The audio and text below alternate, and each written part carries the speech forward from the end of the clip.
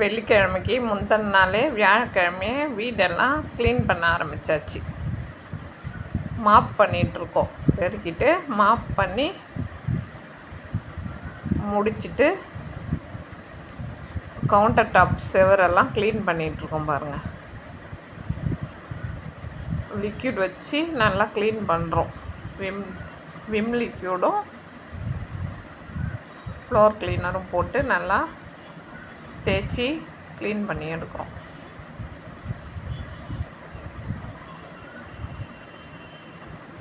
வெள்ளிக்கிழமை முந்தின நாள் இந்த வேலை செஞ்சால் தான் நமக்கும் ஈஸியாக இருக்கும். காலையில் எழுந்த உடனே சமைக்கிறதுக்கு ஈஸியாக வேலை முடிக்கலாம்.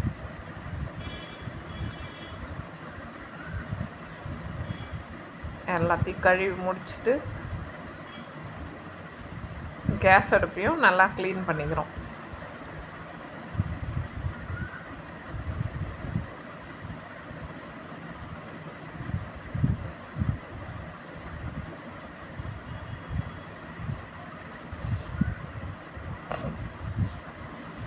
கேஸ் அடுப்பு அடியில் இருக்கிற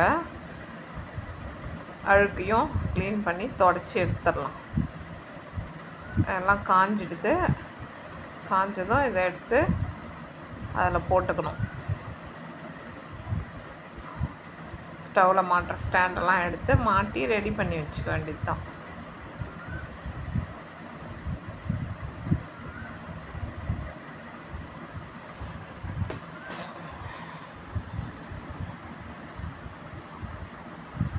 எல்லாமே கிச்சன் க்ளீனாக ஆகிடுது.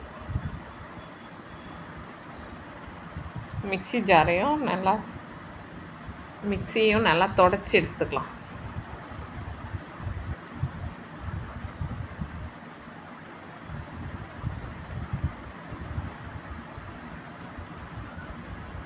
எல்லாமே க்ளீனாக தொடச்சி முடிச்சாச்சு.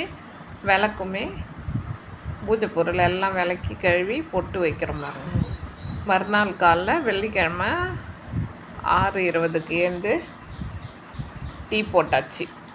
டீயுமே நாங்கள் லைட்டாக தான் போடுவேன். டார்க்காக போட்டால் உடம்புக்கு ஒத்துக்காது. அதுக்கப்புறம் வரகரிசியும் பாசிப்பருப்பையும் கழுவி பொங்கல் செய்கிறோம் பாருங்கள். பருப்புமே ஒரு பக்கம் வெந்துட்டுருக்கு சாம்பார் வைக்கிறதுக்கு.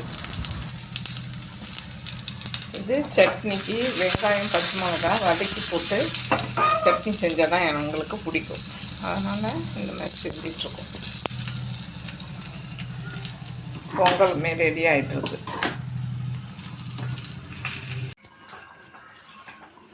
நம்ம இப்போ பொங்கலுக்கு தாளிப்பு போட்டுக்கலாம்.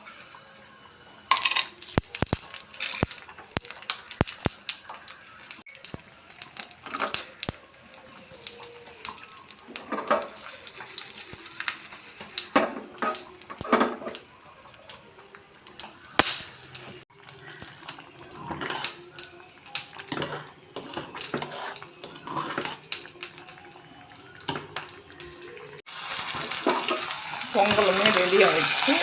தாளிப்பு கொடுக்கணும்.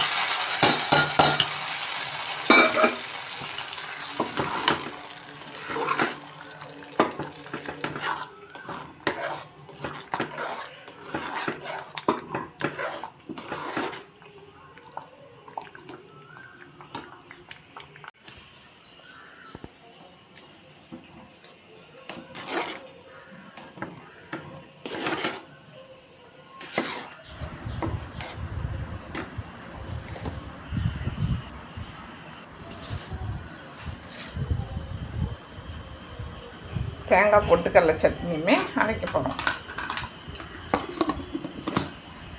தேங்காய் பொட்டுக்கடலை சட்னியும் ரெடி பண்ணி அரைச்சி எடுத்துக்கணும். பொங்கலும் ரெடி ஆயிடுச்சு. பருப்பும் வெந்து ரெடி ஆகிடுது. சட்னியும் அரைச்சாச்சு. ஒரு பக்கம் பாலும் காஞ்சிட்ருக்கு. இங்கே பாருங்கள், குழந்தை கோச்சிக்கிட்டு கீழே படுத்துட்டு அழுதுட்டுருக்காரு. சாம்பார் கொதிச்சிருந்துச்சு. மாங்காய் கத்திரிக்காய் போட்டு சாம்பார், கேரட் பீன்ஸு எல்லாமே சேர்த்து சாம்பார் ரெடி பண்ணியாச்சு. உருளைக்கிழங்கு பொரியலுமே ரெடி ஆகிடுது.